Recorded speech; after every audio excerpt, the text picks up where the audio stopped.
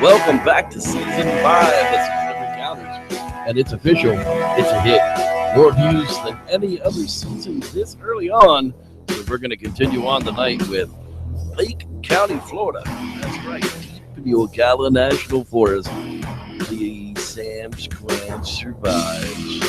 Could it still be there? Well, we'll take a good look at it tonight. And a bunch of officially documented Bigfoot encounters right here on the Squatchers Lounge podcast. Now let's pray this MFR doesn't crash on me again. Look at that. I think we're in business. Woohoo! That's right. Hi, I'm the host of this mess, the Reverend Jeff Kelly, and we're going to talk a little bit about the Sam Squanch tonight, okay? No, seriously. Browser crashes happen. Why they happen to me, I beyond upset. But beyond that, let's talk about a little bit of news, because there is some crazy news stories that y'all just ain't gonna believe. Some of these. The first one up tonight, here we go right here. That's right, folks. You're reading that headline correctly. A white rhino has been shot dead by poachers at a zoo, not in Zimbabwe, but Paris, France. That's right. In more shocking and depressing conservation news, a white rhinoceros has been killed and stripped of its horn at the Thorny Zoological Park, not far from the French capital of Paris. Criminals broke into the zoo in the early hours of the morning, where they proceeded to shoot a 4-year-old male white rhino called Vince with 3 bullets to the head. Not 1, not 2, but 3. The zoo announced in a statement that they believe the poachers used a chainsaw to cut off his front horn. Now, folks, I don't know about you, but I know zoos are not empty at night. There are people who roam. How do you not hear a MF and chainsaw cutting off the horn of, hey, Bob, voulez-vous? Do you hear the chainsaw? Yeah, it's Italian. I don't know. I don't have a real good French accent without actually speaking French, and I don't think you people speak French, so we'll just leave it at that. Seriously, you don't hear a chainsaw there, night guards? Anyhow, Vince was found in the morning by his caretaker, who was very attached to the animal she cares for. These people go and they learn to take care of these animals, and they have a familial,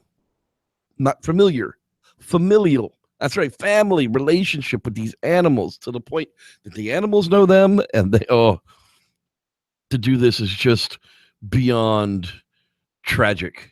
So I hope they catch the bastards, and I seriously hope that they castrate them and then throw them to the other rhinoceroses to be trampled to death. Anyhow, here's another one of the humdinger, worldnewsdailyreport.com, so take it with a grain of salt. That's right. Farmington, a dairy farmer from a small town near the Great Salt Lake in Utah, made an incredible discovery on his property while he was looking for one of his cows that had not returned. The 69-year-old Michael Woodson found a 12-meter-long humpback whale lying lifeless in the middle of one of his fields, hundreds of kilometers away from its natural habitat. Hundreds of kilometers. That's a couple of hundred miles to you, me people. The Farmington City Police was called on the site to investigate, since the farmer thought that the cetacean could have been left there by a creepy prank by some neighborhood youngsters. The investigators rapidly dismissed the possibility. However, no traces of vehicle or machinery large enough to carry if found anywhere near the animal. The police admit that they are almost clueless at the moment as how the marine mammal found its way onto Mr. Woodson's property. Haven't you guys seen Star Trek the movie? Computer. I mean, they gave him they gave him the formula for see-through aluminum. I mean, that's of course where this whale comes from. The farmer still seems to think that it's some kind of a prank by local teenagers who may have left the 20-ton animal on his land as a prank. Interesting reading at times. I don't know why that date keeps popping up in front of me, but it's crazy. Okay, Science Daily might be a little bit closer to the truth. Let's see here. Genome sequencing reveals ancient inbreeding between chimpanzees and bonobos. Why wouldn't they have everything else in their breeds with each other that are like to like? The Novosens and the Homo and the Erectus and the Homo sapiens and the Neanderthals and the Deeses and the Dunsons and the who's and the whatses. They all. Hey, it's all sugar. I like your brow ridge. How you doing? For the first time, scientists have revealed ancient gene mixing between chimpanzees and bonobos, whatever you want to call them, mankind's closest relatives, showing parallels with Neanderthal mixing in human ancestry. The study showed that 1% of chimpanzee genomes are derived from the bonobo. So there you go. It happens with them. It happens with us. It probably happens with lots of things. It's just the way nature works. Nature works on like things happening. It's a predictable outcome, and that's the way all this is going to work in the end. And then when you get down to just a few species, something really happens, and the spider webs up again. You end up with 15 or 20 of them, and then they interbreed again down to 2 or 3. It gets weird. Ice ages come and go. Science is so crazy. Anyhow, moving right along. Rescued lab chimps see the sun for the first friggin' time. And to watch the video, can't play it because it's copyrighted, and I'm not even going to get into that mess with this people again. However, amazinganimaltales.com and just search for lab chimps, and it pops right up. It's just heartbreaking to think that a chimp that's been in a cage his entire life. These are your cousins, people. This is like locking up your little IDD cousin Johnny in a cage for all of his life, and then none of letting him see the outside because he's different. So don't do that. But to see them see the sun for the very first time was just, it just makes your heart melt and makes you kind of mad at people, like you want to hit them in the face with a baseball bat. Alaska, the magazine of life on the last frontier. Did you know that there's something afoot in Port Chatham? Centuries-old rumors persist of a terror in the mountains. That's right. Mr. Mike Kopic talks about the bay on the southern tip of the Kenai and a former village of the same name hardly seems like a setting for an inexplicable terror and fright.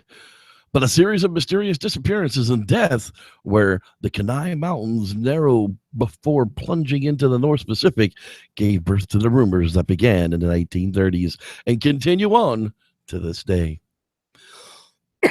And the rumors all point to the same thing. Something's not right around Port Chatham. Take, for instance, Andrew Camlock, who had gone out logging in 1931, was found dead in the woods from a blow to the head. A piece of log moving equipment nearby may have been used as a weapon. Wow. Around the same time, Elder Simon Knaskoff of nearby Port Graham said that a gold miner headed out for the day just disappeared. No sign of the prospector was ever found. That's because he struck gold. It's always somebody that said somebody that said somebody.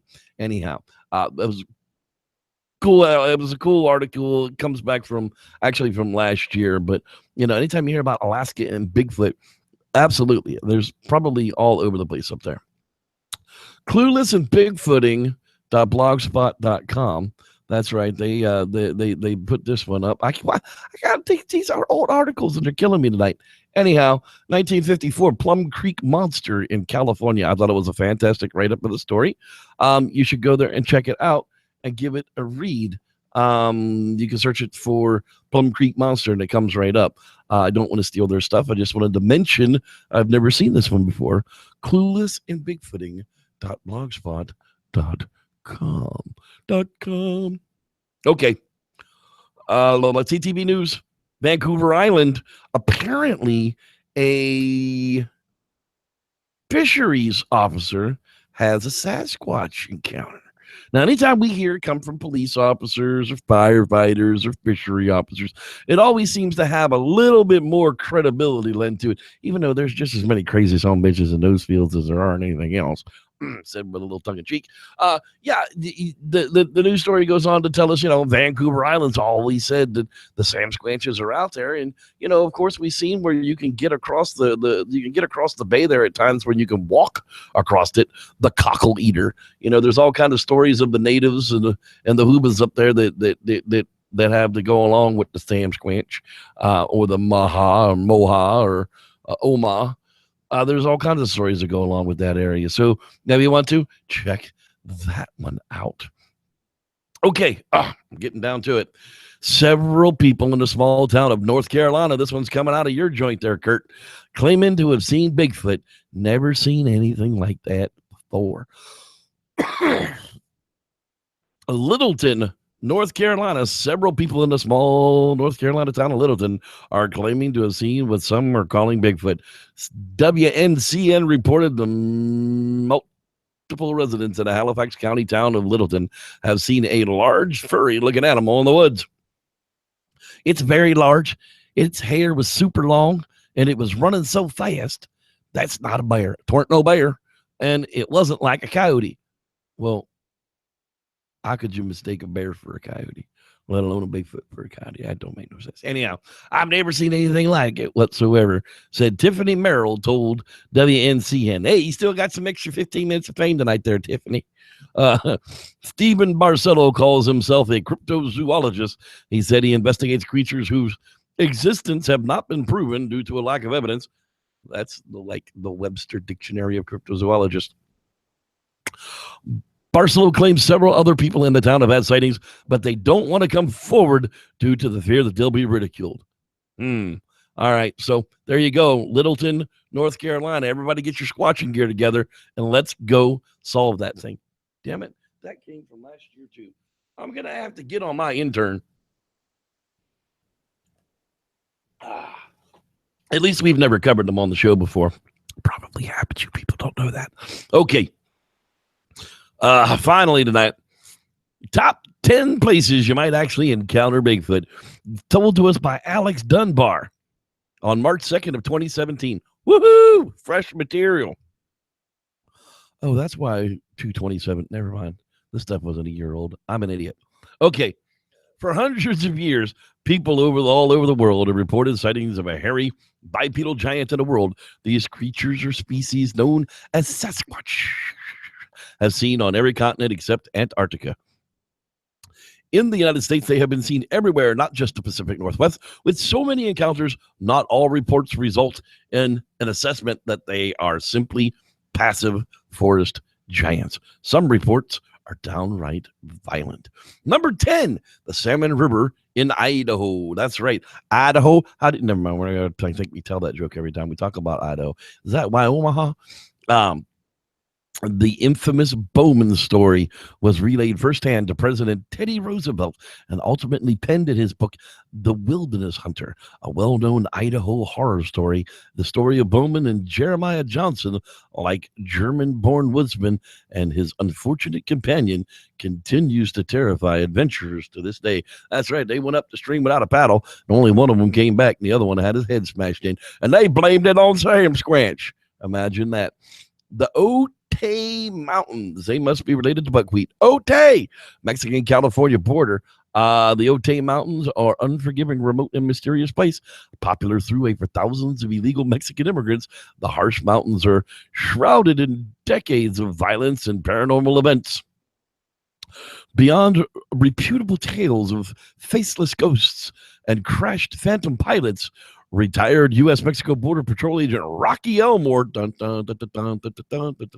reports a compelling Sasquatch activity on the border. That's right. So we can go to the border of Mexico and California, down to Mexicali. I know there's a hoe named Shay. She works in a bar every night and day. Oh, I'm sorry. Those were younger days. Mount St. Helens, Washington. That's right. We've talked about that, but the lava tubes and caves sure would give things a decent place to hide.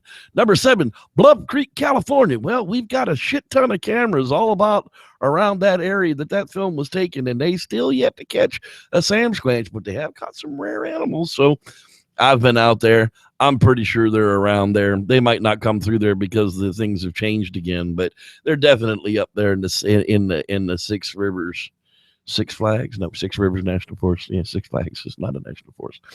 Okay. Number 6, the Everglades National Park in Florida. You find you skunk ape. That's right. In the movies, they always warn you, don't go into the swamps at night. Well, at least the movies we love to watch, but besides shifty vipers and drooling gators, another muck-drenched predator is reported to occupy the Florida swamps. It's the skunk ape. All right, number 5, the Folk, Arkansas. 1972 cult classic The Legend of Boggy Creek spawned a sequel, Boggy Creek 2, and a gazillion other friggin' B-class movies that really suck. Teeth Fish, what you doing, Teeth Fish? Ugh, BEW people, they're in a playlist. Go watch them. Okay, number 4, Hanobia, Oklahoma. That's right.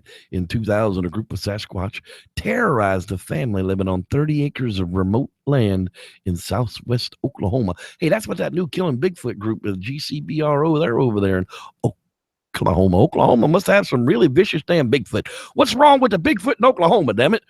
Are those the ones that have IDD? Anyhow, number 3, Great Smoky Mountains in National Park, Tennessee. Yeah, I used to haunt that place. Hunted it many a times.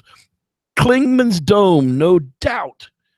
In the dead of the winter, within 200 square miles of Klingman's Dome, there are Sam Squanches. Just don't take my word for it. Take my word for it. I don't know. Oops, they mentioned David Paldy's here. Boo. All right. Number 2, Pierce County, Washington. That's right. Don't know why. Pierce County by far features the most Sasquatch sightings in the United States, with a staggering number of sightings reported by the BFRO. The area is rich in activity and compelling activity to boot. Of the 628 reports in the state of Washington, 12%, that's right, come from Pierce County alone. That's the number 2. And the number 1 place, that's right, Ketchy Bayous, Louisiana. Now, I know that ain't how none of that's pronounced, but damn it, that was my best Cajun I could do for you. And that's the Mike Woolley's Bigfoot encounter comes from there. Skookum. I don't know the tagline.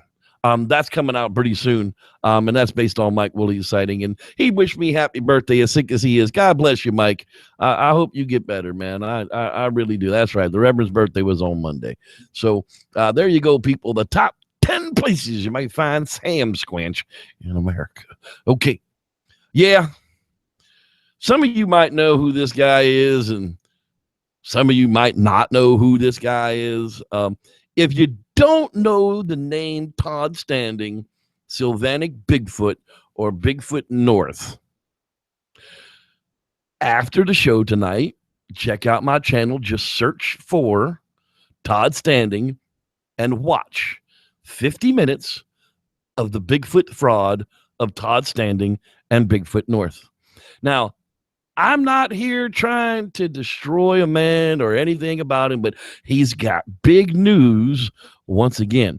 And if you see in this picture here, well, there's non-Blinky number 1, and there's Blinky number 2, and whatever this thing is, he never released. We never really got the full release of whatever the hell that thing is, and now he's got new and exciting news for 2017. Bigfoot North is coming. I promise you, as much as I can't stand to waste the time on it, I will keep you abreast of what the new hoax is. Because unless he drops HD footage of 20 minutes of a Sasquatch masturbating, I'm pretty much going to be able to, we'll all be able to pick it apart, because he's going to have some flippity floppity. Now he wants to be known as the man who, I'm known as the man who takes people into the woods and lets them interact with or see Sasquatch. You ain't known for that. You ain't never been known for that. You've been known as the guy who makes puppets and plants them in the woods and takes videos of them. That's what you've been known of. You walked away from social media because everybody said, put up or shut up. Well, apparently you shut up for about 18 months, and now you're back. Well, I'm still going to be at the forefront, Mr. Standing, that says, put up or shut up. Seriously, dude, you have been a leech and a plague on this entire community for way too many years. If you've got Bigfoot, Sasquatch, footage of a real creature of any type, put it out for free immediately, and then let's all talk about how much of a hero you are. Okay? Until then, I just don't give a shit. And with that, we're going to say that's the news for today. Woohoo! Sorry about that, people, but you cannot let these leeches like old Hank the Bigfoot's daddy, trying not to use names here, just from scrubbing their way back in. The new phrase this year, people, will be habituation. Habituation. Say it with me. Habituation. Location. Okay. That's going to be the new buzzword for this year. And that's about as ridiculous as saying fish don't swim downstream to feed. And we're going to show you why tonight here in just a little bit. But right now, it is actually time for not that one. It's definitely not time for that one. Let me get this one back over here because it's time for a little bit of camping tips for stupids. That's what it's time for, folks. And we're going to give it to you from the mastermind of Mr. Jevin Moore. Here you go. Camping tips for stupids. Tip number 34. Drinking wild water. The city ain't the wilderness. Out here, everything can and will kill you. And then have some rape for breakfast. Hell, even the water will kill you dead. And chew on your eyes to sharpen its teeth. Out here, you gotta decontaminate your water before you can even drink it. Otherwise, you'll shit yourself inside out. And then you'll crap your pants. So listen up, because you're getting learnt with Jevin today. Both the CDC and the Wilderness Medical Society both agree that the only surefire way to make wild water drinkable is to both strain or filter it and then boil it. Bandanas, t-shirts, hippie liberal vegans can all be used to filter large particles out of your water. Make sure the damn thing's clean, you stupids. If it tastes like salt or ass, it ain't usable. At least for water. Now, you want to get that brown, cloudy water up to a rolling boil. That way it comes out a lot less painful. But you should have boiled that shitty water before you drink it. So here's how. You want a lively, active, rolling boil. Large bubbles, and lots of them. Boil that shit for about 3 minutes. And this is calculating for altitude, because the higher your water is, the lower the temp it takes to boil. So 3 minutes average, and you're playing it safe. Now, don't forget to let it cool off. I know you people. Put it down, walk away, and tell an adult what you did.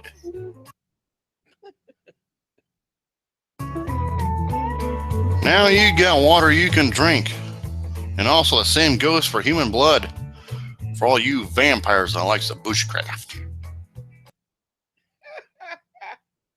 This has been Camping Tips for Stupids.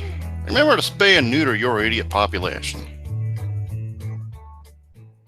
Well, there you have it. Spay and neuter your idiot populations right here with Camping Tips for Stupids. Hey, we're not going to skip it this week. We're actually going to get to it. Look at that. This is the part where we say hi to everybody out there in the internet land. Hi, internet lands.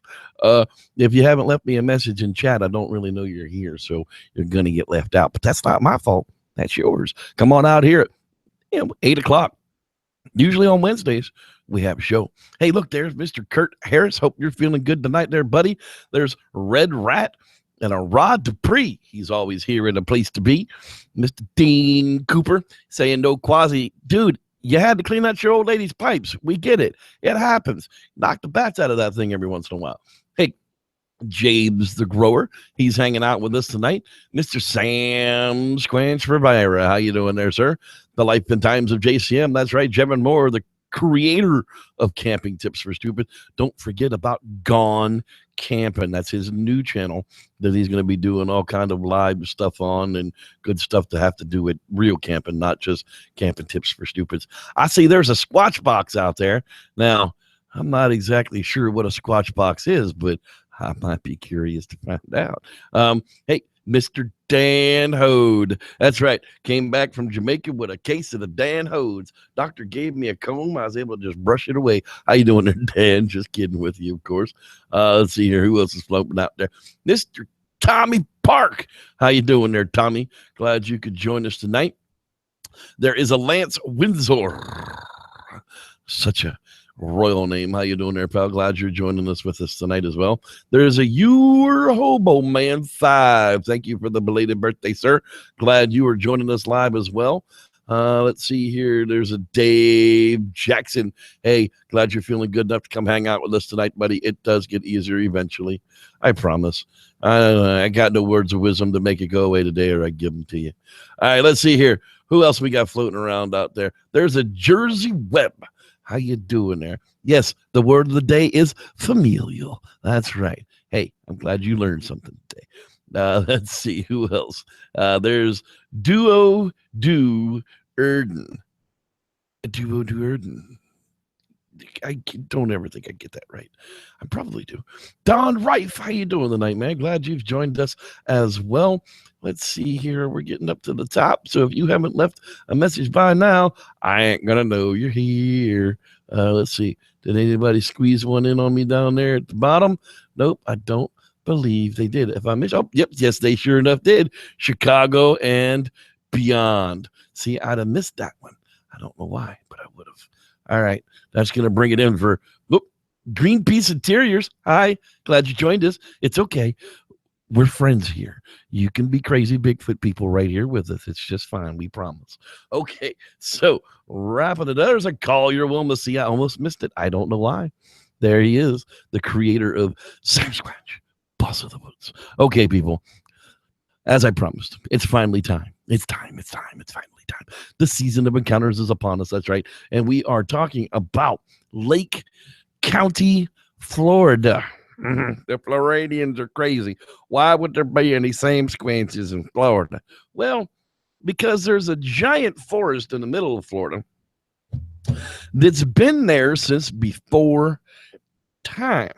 Now, Lake County, as you can see here in the red outline, we'll bump in on it just a little bit so we can get a better idea. Where we're talking about here is this green protected area here, the Ocala National Forest. Now, we're talking about the middle area of the Ocala National Forest this week in Lake County. We'll take another night to take Marion County on, which actually takes on the other side of the Ocala National Forest. Is kind of split into two counties. However, the sizable area that we're talking about tonight is exactly down towards Alexander Springs, is where we're going to end up in the end.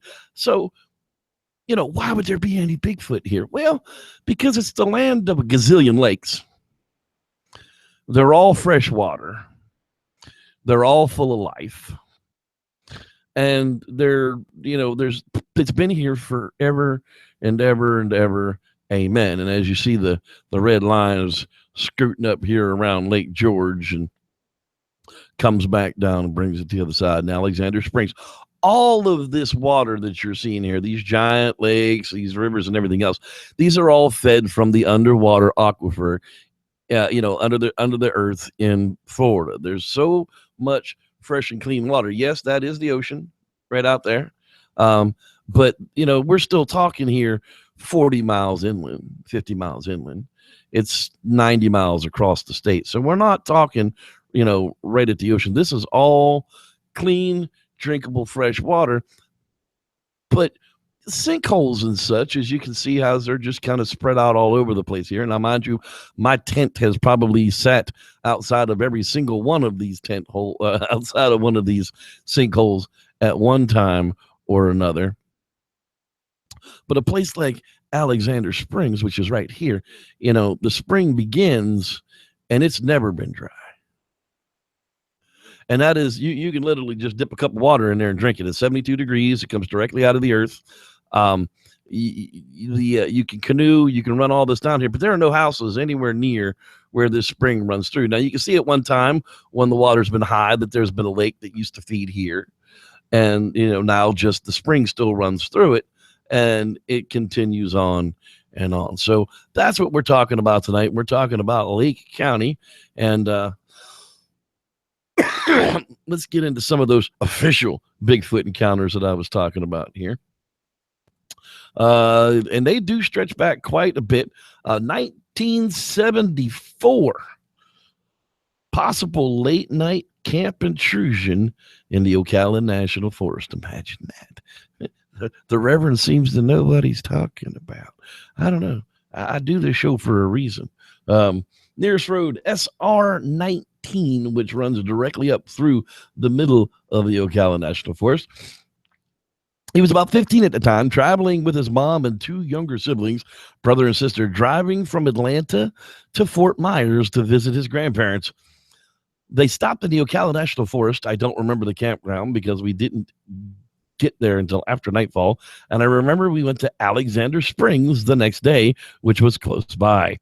Anyway, we drove through the campground and picked out one of the last spots, several empty camp spaces away from the closest camper. The night was mild, certainly compared to North Georgia. We all had sleeping bags, so we all just pitched them on the sandy ground under the stars. My mom and my brother and my sister were together near the road, and I wanted some space, so I was about 10 to 15 feet away, closer to the end of the space. I wasn't afraid of the outdoors. I had already been whitewater canoeing, spelunking, camping, hiking, etc. I loved to hike and catch snakes with particular interest. Anyway, I loved being in the woods and knew that even bears are scared of humans. I didn't think anything would bother us in a campsite, even if I were on the fringe. Sorry. There were a dozen or so other campers around, particularly a small group about 4 or 5 campsites away. Whoever were having a bit of a party. Anyway, it was late. It was around 10 p.m. And so we got into our sleeping bags and went to sleep. I dozed off for, I don't know, maybe an hour, and suddenly woke up. It was pitch black and very quiet, except for the footsteps.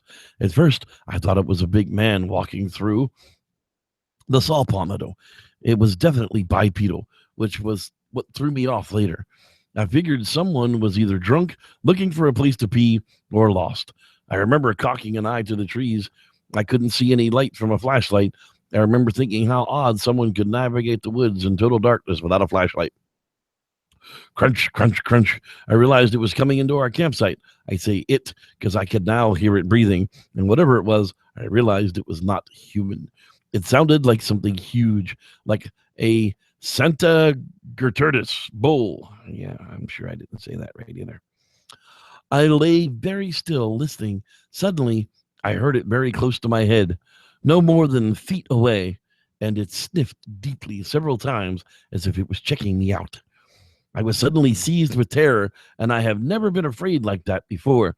It was an odd reaction. The back of my mind was telling me that it was probably just a bear. The only thing I could think of that was that big and was simply looking for a picnic basket. I was wide awake, and I never had those night terror dreams. I was fully conscious. I simply did not want to move. Wow. I quickly got up and went over to wake up my mom after the animal moved away. I told her that there was a bear in the camp. She grabbed the flashlight, but all we could see was a short way into the woods around the camp. She laughed at me for being scared of nothing. Well, I went to the car and locked the doors and lay down in the back seat. I had a hard time going back to sleep. At first light, we packed up and headed for Alexander Springs, and that entire trip, my mother teased me about what I was frightened by an armadillo. Yeah, an 800-pound armadillo. I didn't think to check for prints, and I did run and quickly snatched my sleeping bag where I had left it, and neither saw any or smelled anything, but I convinced myself that it was a bear. For whatever, it had enormous lung capacity, but it was always bothered me that it sounded like it was walking on 2 feet. Back in 1974, that's right. This is the kind of stories we had. Maybe go all the way back to Kids and Bigfoot. When I had my son Sean on with me, they had gone to the springs and stayed at the campsite and did tree knocks in the middle of the night. And sure enough, wouldn't you know it, they actually got what they think was a response. July 1980, Class A, large tracks found and investigated by federal authorities. Top men. He's being investigated by top. Go and see my doctor. He's very fair, very thorough. Altoona, Florida. That's right. Let's give you an idea.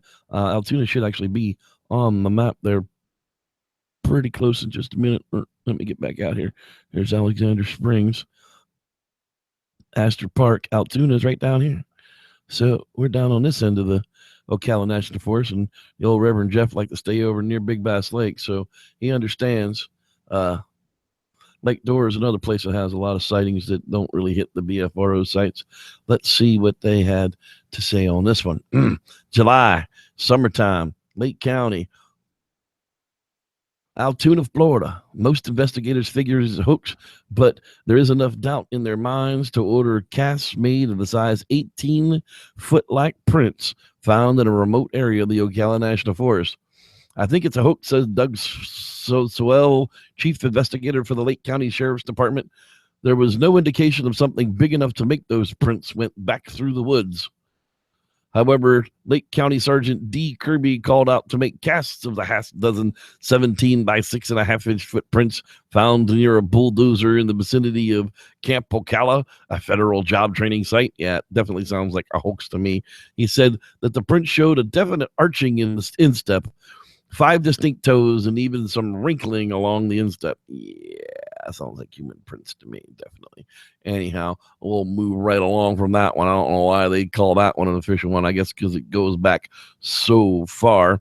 Springtime, 1993. That's right.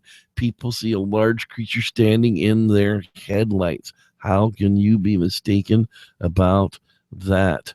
Never told a story in the public of only the, yeah, we're going to skip that one. I'm sorry. That was the one I read earlier, and it was so horribly worded I couldn't. Wow. Some people's grasp of the English language should definitely be re-examined. Okay. Sorry about that, people. Moving right along here. Year 2007. Nearest town was in Leesburg, 26A. Let's see. Him and his friend Kaylee were walking from Flat Island Preserve in Leesburg, Florida, Lake County. It was about 9:30 at night, and they were walking the nature trail when they heard something hit a tree over and over again. We approached the area it was coming from, and we seen what we think was a Bigfoot. It looked at us for a second, and it ran off. It was about 8 feet tall. Upon investigation, the investigators found the witnesses credible, and actually the location would seem to fit that an 8-foot creature of approximately 300 to 400 pounds was in that location, less than 100 yards from where they were seen. Wow. Tell me about it, people. That'll really kind of, over and over and over again, let me talk about these locations come again and again and tell you. 2011, July, again in the summertime, a lot of heat in the summertime, a lot of little brush fires and stuff, gets things moving. Mount Plymouth Road, again on SR 46. On the 26th and again on the 27th at approximately 5 and 5:15 a.m., I was on my way to work. I traveled down Mount Plymouth Road in Sorrento, Florida. This is an area directly in the Wekiva River Basin. And as I started through in the turns, I saw another car coming the opposite direction. As that car passed, a large animal stepped out from behind that car. I think it was crossing until it seen my truck. Then it pivoted, turned right back, and went back into the wooded area from where it came. On the next morning, on my way to work again, I got a better look at it. Still in the same series of turns, except this time coming out of the last one. I seen it take one step into the part of my lane, then across the road, and it was gone. I was looking down towards the hood of my truck as this time it came, and I'll tell you, whatever it was very large. its waist was about 1 foot above the hood of a Ford Ranger pickup truck. And to be able to cross a paved 2-lane road in 2.5 steps tells you that there's definitely some kind of height and, height, length, leg, stride, whatever you want to call it, to that type of an animal. And let's get a contemporary one here, and that'll bring us right into where I want to be talking about. So that's absolutely perfect. That's right. We are in fall, November. The year is 2015. The location was, again, SR19. That's the one that runs right up through the middle of the Camlock National Forest and has absolutely no houses on either side of it. Just seen a skunk ape about an hour ago of this report. Unlikely place, and not everyone describes him as far as the features go. It was really unusual, especially the area and the way he looked. Near residential areas and in plain sight almost, and he was almost a Labrador Retriever colored. Not very long haired, really. I think homeboy here had a little bit too much to drink on this one. He's talking about it was close to the lake door area, and as you can see right there on the map, that big blurb there is the Mount Dore area, and 19 runs right up through the Ocala National Forest. So if we follow that on back up here to Alexander Springs runs between where 19 comes and it comes across to 40. It's paved road, but there aren't anybody who lives there. It's all Ocala National Forest land. It is all patrolled by the Fish and Game. Lots of people use this. There's hunting and camping and fishing and lions and tigers and bears. And take the main paved road down here to Alexander Springs. There's actually a campground that you can actually come and stay and go down and enjoy and float down here. And and there's a swimming area inside the creek. And we'll kick it over here to Google Earth. You can see that it's just your typical, just barely cut out of the pine trees, types of area, but you scroll back from it, ain't nothing but wildlife around it. Astor Park is just north of here, up on the 40, and that's basically the closest little town you can get to that has a few roads and a couple of stores on it. But outside of that, that's really all there is. So tonight I wanted to wrap up with, of course, our Bigfoot campfire story that comes directly from this exact area. I want to thank every one of you for watching tonight. I appreciate you guys being here. If you want to get a hold of me, you can find us at the Facebook page at facebook.com/groups/SLounge, or you can go out to the fan page at facebook.com/SLounge podcast. You can send us an email at sloungepodcast@gmail.com. We're on Google Plus. We're on YouTube, as you know. Everywhere you can find us, we're easy to get to.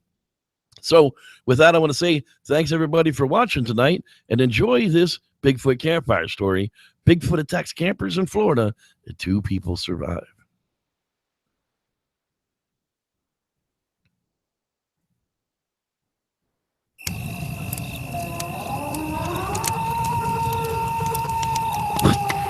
What the hell is that?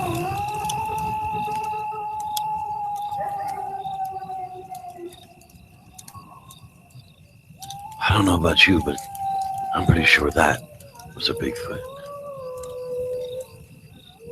Let me tell you a story. Well, this story comes to us from deep in the southern forests of Florida. I've been camping on a spring in the northeast section of the Ocala National Forest, and I'd come into the general store for supplies when the clerk asked me jokingly how my Bigfoot hunt was going. Well, as I began to reply, another shopper approached me, and he asked if we could talk privately. That's when he told me this story. We've been camping at Alexander Springs for about a week now. This place was pretty well used during the day, but this time late of year, not so many campers would stay overnight, so the place cleared out pretty good at night. The first couple of nights, it was kind of spooky as there was no one around. My wife and I would take walks after dark to find not another soul, not even a park ranger. Well, by the third night, we'd kind of gotten used to the sounds of nothing and what little bit of animal activity there was, and we began to settle down. Well, we had gotten a little sloppy that night after drinking and eating, and we didn't clean up before we went to bed. Well, just about midnight, I awoke to a poke in the back, over and over and over, and my wife had heard something right outside of the tent. I thought surely she was mistaken, so we sat quietly for a bit, and sure enough, something or someone was out playing around with the cooler lid. Well, the fire was still burning, but it didn't help to see quite out that far. I decided the time had come, so I grabbed my flashlight and I quickly unzipped the tent. I sprung forth from the tent and I picked up the wood axe laying on the ground and began to look around. Well, the cooler was now knocked over and things were scattered all over the place, and I noticed that there was an entire gallon of vodka, bottle and all, missing. There was nowhere else to be found. Well, I called the wife out of the tent and stoked up the fire so she could settle her nerves, and sure enough, something seemed to be out and around in camp. Well, we sat by the fire for a long time listening to the night, and I could swear every so often I could hear a cough or a grunt, but I could never see that far into the night. And that's when it happened.